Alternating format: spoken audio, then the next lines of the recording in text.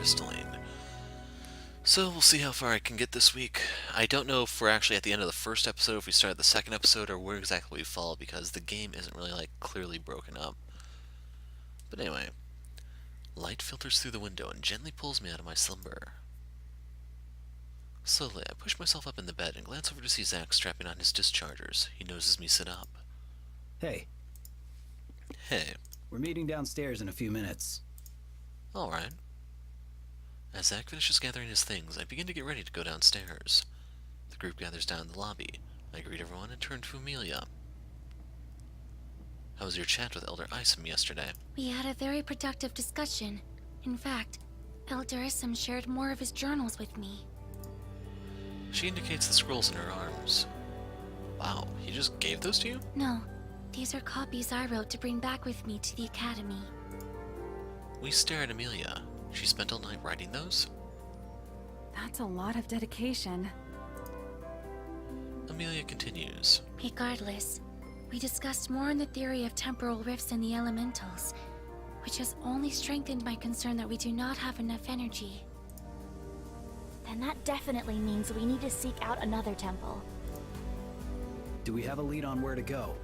Elder Isom, through his research into the elements, did mention that historically, the Gaians, the people who originally worshipped the Earth Elemental, used to reside in the central woodlands of Assyria.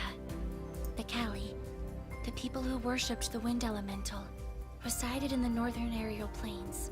Therefore, it is most logical that the Earth and Wind Temple will be located in those respective regions. What about the Water Shadow Temple? She shakes her head. The Aquarians, those who worshipped the Water Elemental, depended heavily on the seas. As such, Elder Isom was unable to pinpoint where the cultural hub of their society might have been. As for Shadow, that is a complete unknown. If the Earth Temple is somewhere centrally located, then that would be the temple closest to us. Leanna nods. The fastest way back will be to take the crystal rail, so we should return to Bazada. With our next course of action in place, we finish up at the inn and get ready to depart. Elder Isom sees us off, much to the delight of Amelia. We retreat back through the forest. Leanna stays close to Amelia the entire time. Luckily, nothing unfavorable happens and we quickly make it through. As we return to Bazada, I can hear the raucous sounds of the marketplace city long before I can see it. We pass through the familiar city gates and return to the early bustle of the city. Let's pause here and take a moment to restock. There are a few items I'd like to pick up, which may be helpful. Good idea. Why don't we all make sure we have everything we need, and then meet at the crystal rail station? We all agree and split up. I spend some time browsing through the stalls again. Afterwards, I head over to the station to meet back up with the group. I'm the first to arrive at the station, but Kara shows up only a few minutes later, and the rest of the team gradually trickles in. Kara appears at the station list. The end of the line is Stonecrest, so that's where we should go. Once we arrive there, I'll scout around and find our next course of action. We want to reach as close to Central as possible, so traveling to the end of the crystal rail is a good first step. Once we have a semblance of a plan put together, we purchased our tickets. After the train pulls into the station, we all board and begin our journey. After traveling on the train for 2 days, we finally arrive in the city. So this part is definitely flying by. I squint at the midday sun and join the others as we quickly disembark the train, grateful for a chance to stretch our legs. Here we are, Stonecrest. Kara pulls her arms overhead in a stretch, forcing her chest out. Zack's eyes are immediately drawn to her. She smirks at Zack, who quickly averts his gaze and stares hard at a random cobble on the street. The town doesn't offer much from the other towns we've seen so far. It is made up of the same stone buildings and cobblestone paths. People wander in and out of the shops, going about their daily lives. The first thing we do is find and enter the inn.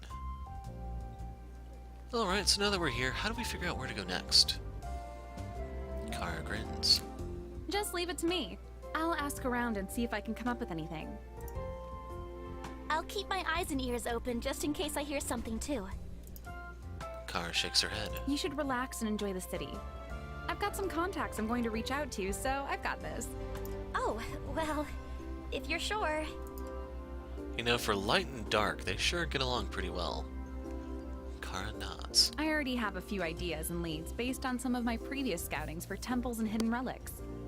Okay, then let's meet back here in a few hours to regroup. Works for me. Amelia nods distractedly. Now that we have something of a plan, I'll be heading off. Me too. Kara and Leanna leave while everyone else stirs. I don't have anything pressing to do. Wonder if I can help or hang out with someone.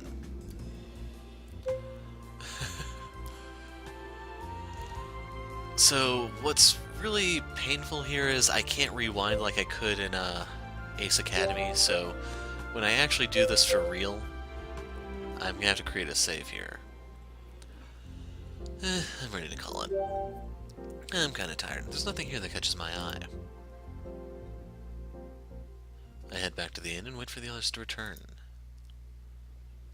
The sun is completely set as I step back into the streets. I look up at the night sky. The stars are especially clear tonight as they twinkle amidst the darkness. Amelia and Zach stand outside the inn staring at something. I can't see their faces too clearly, but Amelia seems pensive. Zach continually glances around. As I approach, I don't notice the uneven cobblestone miss a step. Luckily, I catch myself before I fall. That was close. Thankful the darkness in my stumble. I don't remember any of the other cities being this dark at night. I follow Amelia's line of sight and notice a darkened lamppost. Maybe the light bulb's gone out. Looking further down the street, I see that the street lamp after this one is lit, but the one after that is dark again. This is highly unusual. Seems like every other lamp is out. That can't be a coincidence. Amelia frowns. That is the conclusion we came to as well. I peek inside the nearest lamp. Do you see a crystal? I squint as I peer into the darkness. I can't make out any shapes, but I can't tell if it's because it's too dark or there's nothing inside. I think this one might be empty. Zach looks suspicious while Amelia frowns in concern. Surely the town would not be so negligent in their maintenance and upkeep.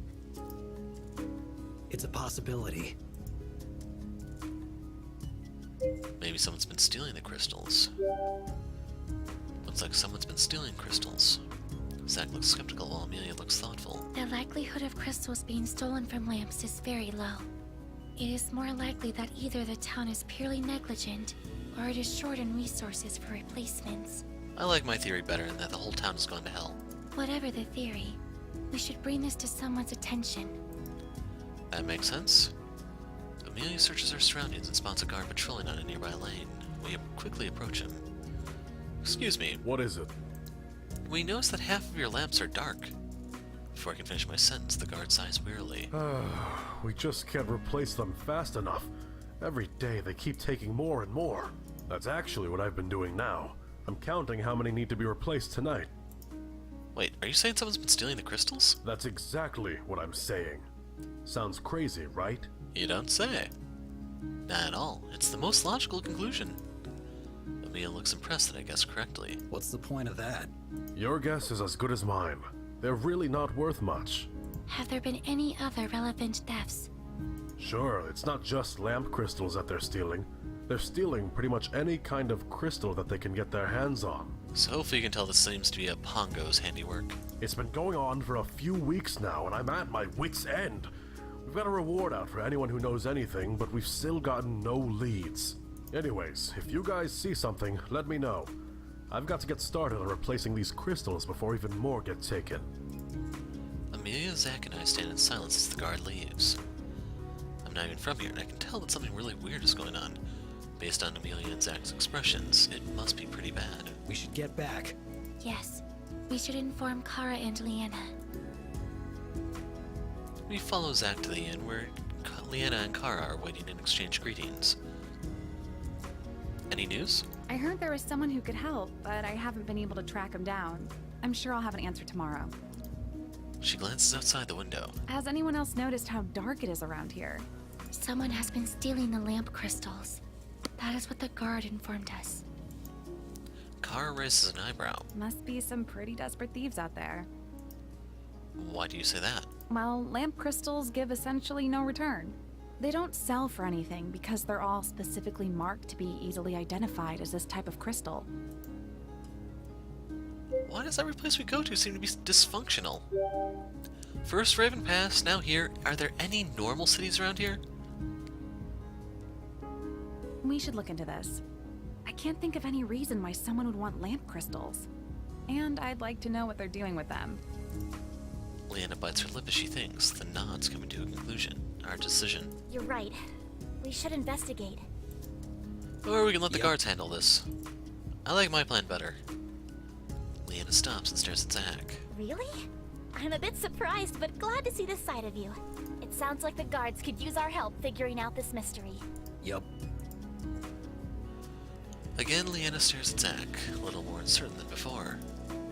Kara grins slyly. They're offering a reward for any information, aren't they? Yep. Leanna sighs.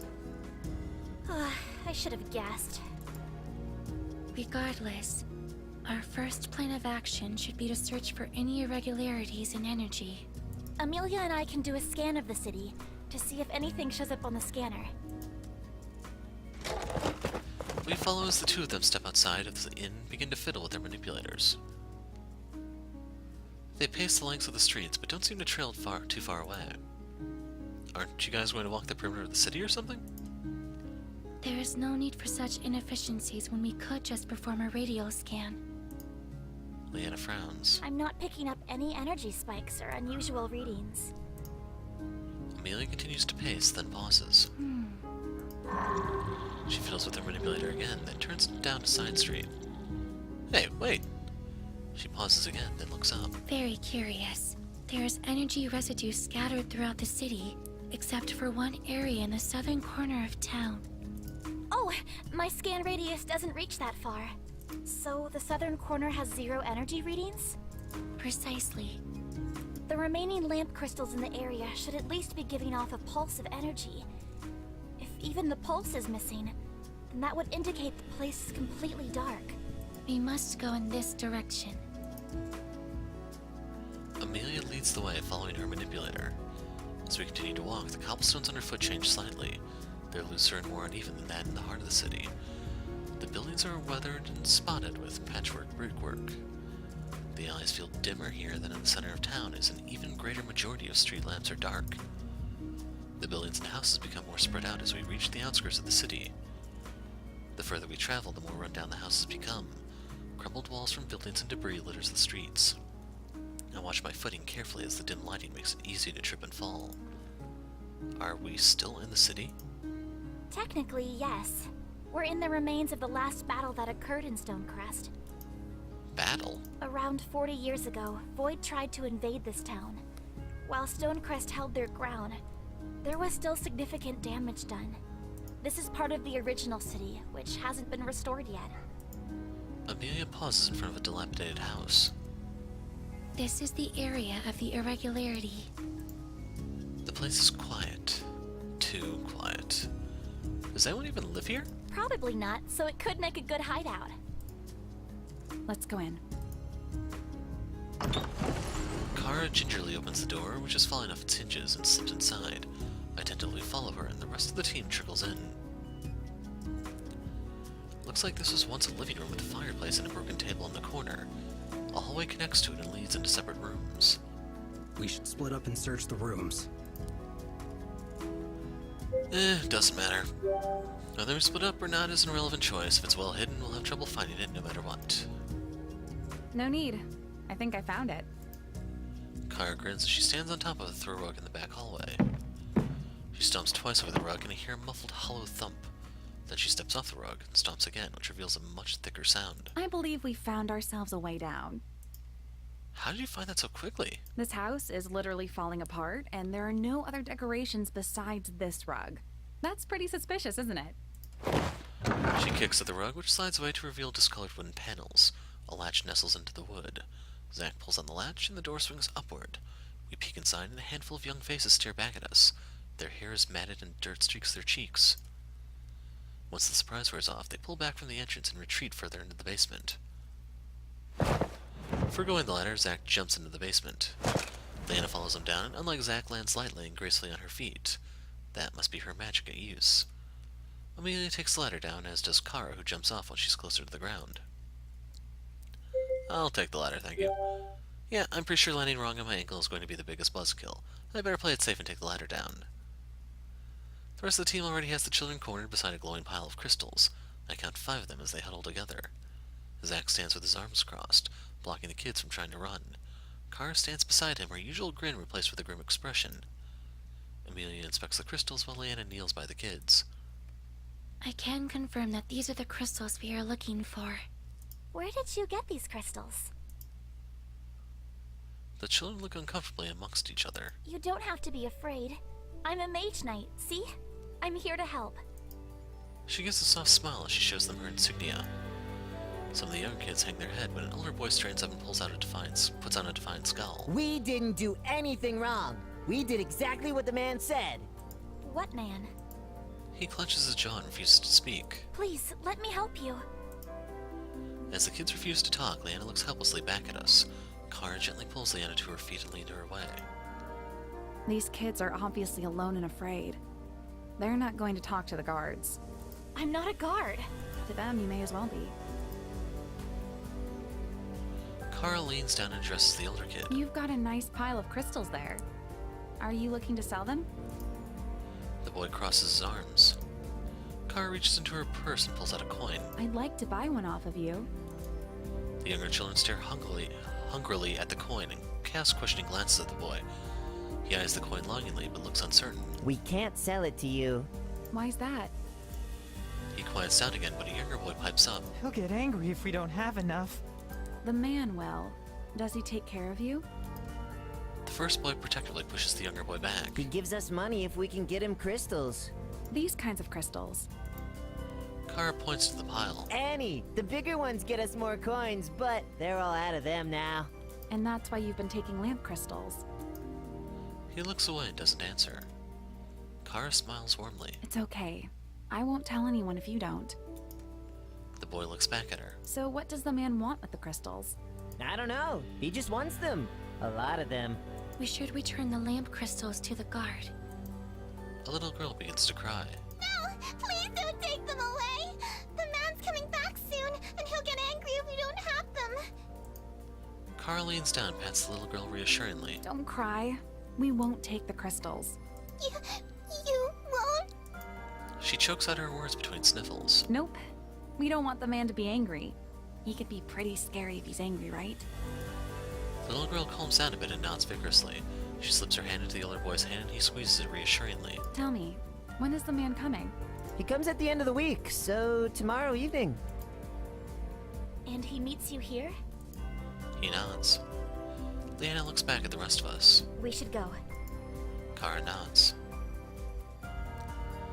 We're grim as we exit the house and head back towards the inn. Those kids, it's obvious they're orphans. What happened to their parents? Glancing at Kara, she looks equally pensive and disturbed by the children's unfortunate situation. We'll have to camp out by their hideout tomorrow evening and see when the man shows up. Then follow him and see where he's going and what he's doing with the crystals. Leanna furrows her brow. I really can't imagine what he could want with all these crystals.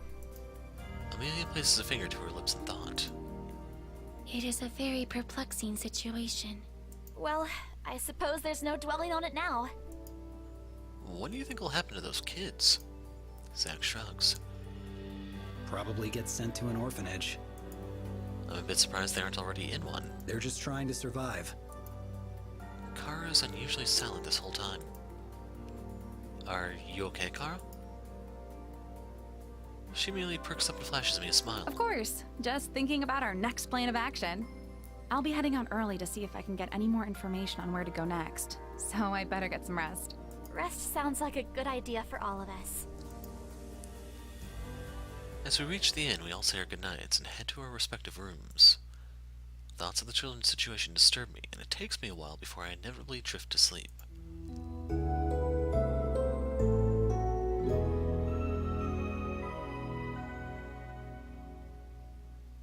Sunlight falls across my eyes, pulling me awake. I stir and stretch widely. That was the best sleep I've had since arriving to Terra. Couldn't tell if that was an exclamation point or an L. I think it's an exclamation point. What time is it? I squint at the sun shining through the window. Seems like it's pretty late. I sit up and the pongo bounces on the foot of the bed enthusiastically. Boing, boing! Oh, when did you get in here? He bounces again and rolls over to cuddle against me. Zach has already left the room. Wonder if anyone else is around. Throwing up my blankets, I get ready for the day and head downstairs. There are a few patrons already frequenting the lobby, but no sign of my team. Kara said she was going to get an early start, but I'm not sure where everyone else went. We did say we'd meet back up here this evening, so I guess I'll see them then. Haven't got anything planned today, though, so I'm just going to take it easy. I begin walking towards the town square. I follow my feet as it wanders the streets, taking my time and enjoying the bustle of the town. I'd forgotten how relaxing it is to have nothing on the agenda. Eventually we reach the square. There's a statue of a woman in armor, but no plaque explaining who she is. Do you know who she is, Pongo? The Pongo squints at the statue as if studying it, then turns to me with a confused look. I don't know either. A small brown dog, only a little larger than the Pongo, watches us. His tail wags slowly when he catches our attention. Play fetch. Throw the Pongo. Come here, boy. The dog cocks his head to the side. Wonder how I can catch his attention. Damn it. I spot a stick lying on the grass and pick it up. The dog immediately stands at attention. His ears perk up as he stares at the stick. Go get it, boy. I toss the stick behind him and the dog charges after it. He leaps into the air and catches the stick in his mouth and trots back to me. His tail wags enthusiastically. What a good boy! The Pongo bounces angrily. The dog stares at the Pongo as if noticing him for the first time.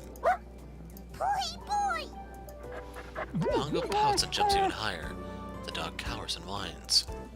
Pongo, what's up with you? I go to pet the dog, but the Pongo butts my hand away. Are you jealous? I reach out a hand and pat the Pongo, who seems to calm down slightly. The dog perks up as the Pongo relaxes. He wags his tail as he nuzzles the Pongo. The Pongo bristles at the dog's touch and scrambles back. He hops away, but the dog happily chases him. As the dog catches him, he licks the Pongo, who grimaces. Aw, he's playing with you. A little girl races over to the dog, who barks excitedly at her presence. She throws her arms around him and holds him close as he licks her face. I thought I lost you. Suddenly, she notices the Pongo and her eyes grow wide. Oh, you're so cute. You can have him. She gently pats the Pongo on the head, and his frown melts into a smile. Boy. Are you lost too? Boy. He hops over to me. The girl looks me over, then smiles shyly. Oh, hi. Hey, is that your dog? She nods. Thanks for finding him for me. Sometimes he's too fast and I can't catch him. Mocha sniffs around my feet and nudges my hand to be pet, but the Pongo bounces between us. Boy. The girl giggles and waves. I guess we should be leaving. Bye-bye, little Pongo friend. Thanks for keeping Mocha company. Bye. Before Mocha can escape again, the girl slips a leash around his collar, and the two of them gradually disappear from view. I look down at my Pongo, who looks back up at me. He's fine where he is. Still want to go on that walk? Boy. He bounces expectantly, waiting for me to let him up, but I continue to walk instead. He scrambles to keep up. Together we head further into town. I decided to check out some of the storefronts and streets that I didn't get a chance to see yesterday. After most of the day has passed, I decided it's time to return to the inn. Leanna, Amelia, and Zach are already there waiting. Leanna stands when I arrive. Here, I got you something. She passes me a gauntlet similar to the one on her wrist. The sphere inlaid is the same color as Leanna's. That must be a wind crystal. Is this a manipulator? Yeah, I was thinking about your last attempt at casting, and I figured this might be more helpful with future training. Having the manipulator as a focal point of concentration is how Amelia and I learned to cast. Thanks. Kara finally returns and the attention shifts to her. The crystal pickup will happen soon. We should start heading over. Leanna nods. Once they complete the exchange, we should follow the guy to see if he leads us to their hideout. He might have other partners, so we should be on guard. I still can't think of why they'd want these crystals. Energy crystals have varying utilizations, some of which are outlawed. Kara seems a bit surprised, but Leanna doesn't react to that. Thinking about what these outlawed utilizations could be makes me uneasy. We have our plan. Let's get started. We trace back to the ruins and find the abandoned house with the children. Instead of entering, we spread out around the perimeter to maximize visibility on anyone approaching. Kara and I stay close to the house and hide behind some fallen bricks. Our field of vision is limited, but we're close enough to overhear any conversations that take place inside. After we position ourselves, we wait. We don't know when the man's going to show up, and after about 20 minutes I start to get fidgety. Wish the kids had given us a time. Who knows how long we'll be stuck out here for. My legs are starting to cramp, but as I shift, Kara shoots me a warning glance and I force myself to push through it. Finally, a man approaches. He looks to be in his 20s and, surprisingly, wears something that resembles a beanie on his head. Kara yanks my collar so we duck down. She covers my mouth with her hand and puts a finger to her lips. Looks like our job is to listen in. The others will be our eyes. I hear a door creak, followed by the faint sound of footsteps. Hey yo, you punks got my crystals or what? I listen for any extra footsteps, but it sounds like the man came solo. Here.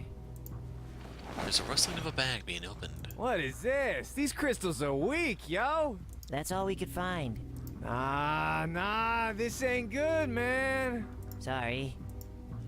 The boy's voice is weak. Huh. The bag closes and the man grunts as he lifts it up. Wait, where are our coins? You'll get your payment when you deliver, yo. This is only half of what you promised.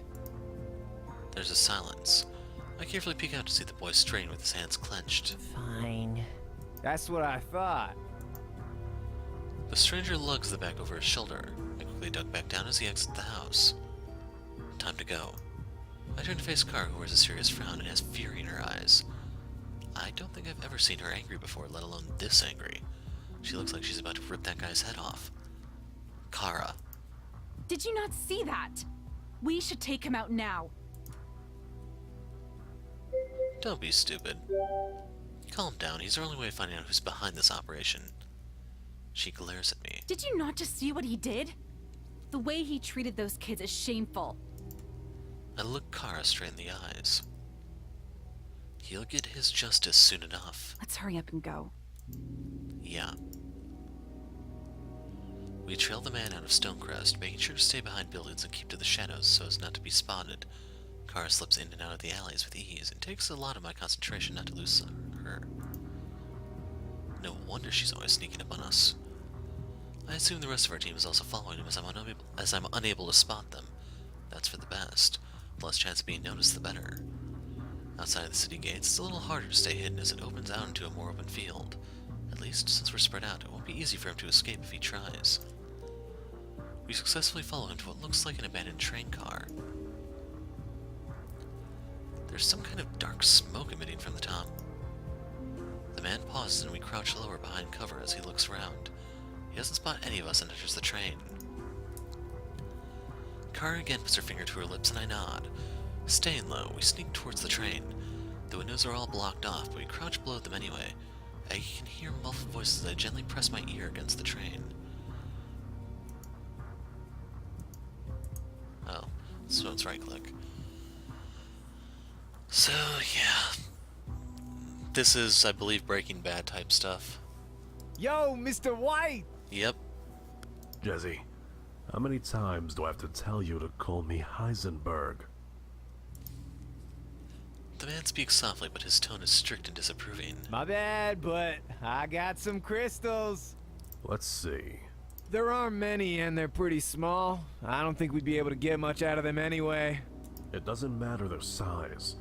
Once we're done cooking them, they'll be exponentially more effective.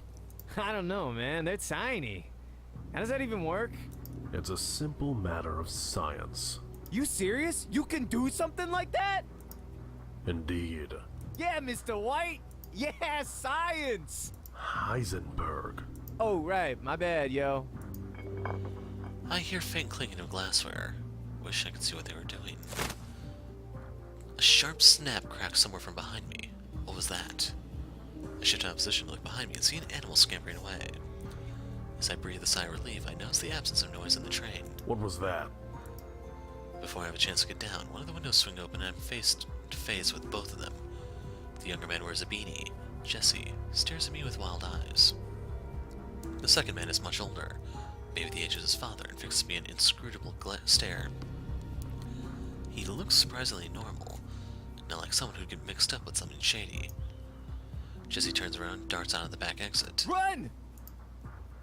Mr. White joins him as Car and I sprint to the other side of the train. Thankfully, Lena and Zach are already there. Lena points her blade at them. Surrender and come with us peacefully. Jesse looks like he's about to bolt, but Zach fixes his discharger on him. I wouldn't move if I were you. Crap, what do we do? Why are you laughing at a time like this? Amelia stands a good distance away, her manipulator's glowing. After looking over the older man, she frowns. The branding of Void. Quite the observation, young miss. Wait, what? You're a part of Void? Mr. White merely smiles. I didn't sign up for this! Don't be so naive. You think the crystals were just going to magically create more energy? Your intent was to perform shadow transmutation on the crystals to create tainted spheres. Again, he doesn't answer. It appears confrontation is imminent. Why don't we even up the odds? With a flash, Mr. White grabs 2 shadowy spheres from his belt, similar to the one I saw in Raven Pass. He throws them to the ground, and a dark smog emits, curling in the air. Lena reacts first, and blasts her wind magic to dissipate the smoke. In its place are 2 shadow creatures. Their warped appendages are nothing that I recognize, and their long shadow claws come into a sharp point. This is the stuff of nightmares. They stand between us and Mr. White, with Jesse cowering beside him. Shadow familiars! This is getting way too crazy for me. I'm out. Jesse breaks into a sprint and Car immediately gives chase. I've got him! The 2 of them dash out of sight. Unfortunately, you've disrupted my work, which means I have to start all over again. So, I'm going to get going. He channels the spell and starts to run. As he continues to chant the spell, shadows crawl up his legs, threatening to engulf him completely in shadow. We can't let him get away. Lena looks from the man to the familiars. As much as I want to go after him, our top priority is to defeat these shadow creatures. Indeed. Shadow familiars this close in proximity to a city can wreak havoc and incite widespread panic. They would know better than I, and I trust their instincts. I look back at Heisenberg being swallowed by Shadow. Once shadows fade away, he disappears. Zach raises dischargers, a small smile on his face. Sounds like a challenge. My heart races as I draw my blade. This is getting crazy. The shadow familiars strike me hard and I fly back, crashing into the ground. My head slams into the ground hard and my vision blackens as my consciousness fades. He's waking up. My head pounds. I sit up and groan as my body protests. Leanna hovers worriedly over me while Zach and Amelia look calm. Thank goodness. As I stated before, he only lost consciousness and would awaken soon. What happened? You got bitch slapped. Zach! He shrugs. You took a nasty hit. How long was I out for? Around 15 minutes. What about those shadow familiars? They have been eliminated. I'm a little embarrassed by how unhelpful I was during the fight, but I'm secretly glad they dealt with it. I'm not sure I'm ready for another hit like that. Now that I've properly looked at them, they seem pretty exhausted. Probably took a lot of effort to defeat those creatures. Can you walk? I think so. I push myself unsteadily to my feet. Hey! We turn to the sound of Kara's voice. She waves at us with one hand as she uses the other to drag Jesse back. She plops him down in front of us and he falls ungracefully to the ground. I see that his hands are bound. Kara stands over him, her face grim. Now, you're going to tell us exactly what you know. I don't know jack squat. Mr. White was paying me to get crystals, and that's it, yo! So you were not an accomplice to the shadow transmutation. I don't even know what the shadow transportation is! Transmutation. Exactly! We glare at him. Look, I made a few deliveries to him. The first couple of times he wouldn't tell me what he did, but paid some good coin. But later he said he was going to show me so I could help with his operations.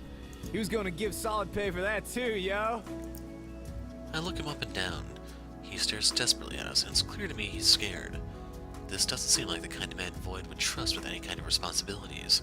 I'm inclined to believe he's just looking for some fast cash. Kara seems skeptical, but Amelia and Leanna seem to have come to the same conclusion I have. Zack crosses his arms. Better hope the guards believe your story. Jesse looks like he's about to protest, but sighs instead. I think he realizes there's no chance he's going to escape. The bag of stolen crystals is in there. He didn't grab it before running out. Leanna enters the train and returns with the bulging bag. Let's go turn him into the guards. They'll take it from here. Zack hauls Jesse back to his feet and leads him back towards town. Luckily it's late at night, so very few people walk the street. The few who do give us long stares as we pass. When we arrive at the guard barracks, the person on duty gets to his feet. He looks at Leanna in recognition. Oh, it's you again. We found the source of your missing crystals. Zack pushes Jesse forward and he stumbles into the guard, who grabs a hold of him. The guard eyes him up and down. It's this guy? Oh man, it was all 'cause of Void! The guard stares at him, clearly unconvinced. Uh-huh. Maybe in lockup you'll have time to think up a better story. I'm telling you the truth, bitch! The guard frowns and passes Jesse off to another guard who takes him to the back. Then the guard turns back to us. So right here they're missing the line about some sort of shuffling noise in the back that sounds like someone getting horribly beaten. But maybe that'll come in once this leaves early access. Hopefully you won't have any more issues. The guard grins and looks relieved. I can't thank you all enough. You have no idea how much of a thorn in my side this has all been. As promised, there's a reward for helping us catch the culprit. He produces a heavy satchel of gold which he hands over to us. Thanks again for all your help, and I hope you have a safe night. I like how he had the satchel handy, you know? Thanks. We leave the guardhouse and equally divvy up the reward money. As everything settles down, the group decides to return to the inn. I'm glad we got to the bottom of things, but I can't help but wonder what will happen to those kids. There's nothing I can do. Even back home, the system is broken and kids like that would have difficult lives no matter what. It's equally frustrating there's nothing that can be done for them here either. Saddened by that thought, I join the rest of the team as we head back to the inn. As I enter the inn, Leanna looks around. Where's Kara? I don't know. I thought she was following everyone back. I thought so too. Leanna bites her lip and furrows her brows. I'm sure she'll be back soon. While we wait for Kara to return, we decide to grab something to eat. With all the excitement going on, we forgot about dinner. We get our orders and settle in. Zack and Leanna dig in. Amelia, on the other hand, is quiet as she stares at her plate. Is she okay? Amelia? She looks up at me. Yes? Something wrong? She shakes her head. No. I was pondering about the lab at the Void hideout, which was used to perform shadow transmutations. I'll pass on the exposition. Sure thing, don't mind me. She nods and returns to her thoughts. Zack and Leanna talk quietly about Void. Sounds like they're using a new technique to transform regular crystals into tainted spheres, and those are dangerously powerful and unstable. Sounds like bad news all around. By the time we finish up our meals, Kara returns. Hey guys, sorry I'm late. I met up with my contact and he came through. He said that there's some adventurer who's been talking about one of those high concentrations of energy. He's at Earth Point right now, but probably won't be staying for too long. We should head there in the morning and see what he knows. What's the guy's name? Arton Hunt. Zack shrugs. Guess he doesn't know him. It might sound like just a rumor, but there's always a grain of truth in a rumor. At the very least, we should be able to get a clue or two. Leanna nods. Okay, tomorrow we'll head for Hearth Point. Amelia nods. I yawn widely. Tonight, though, I'm ready for bed. The team murmurs their agreement and we all turn in early. It's been a long day and that fight really took it out of me. After getting ready, I climb into bed and immediately fall into a deep sleep.